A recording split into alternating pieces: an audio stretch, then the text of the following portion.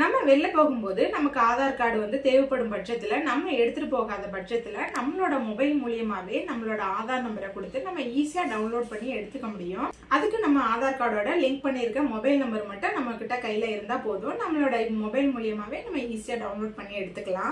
அது மட்டும் இல்லாம நீங்க உங்களோட ஆதார் கார்டை வந்து அப்டேட் பண்ணியிருந்தாலும் உங்களுக்கு டைரக்டா போஸ்ட்ல வந்து கையில கிடைக்கிறதுக்கு 15 days ஆகும்.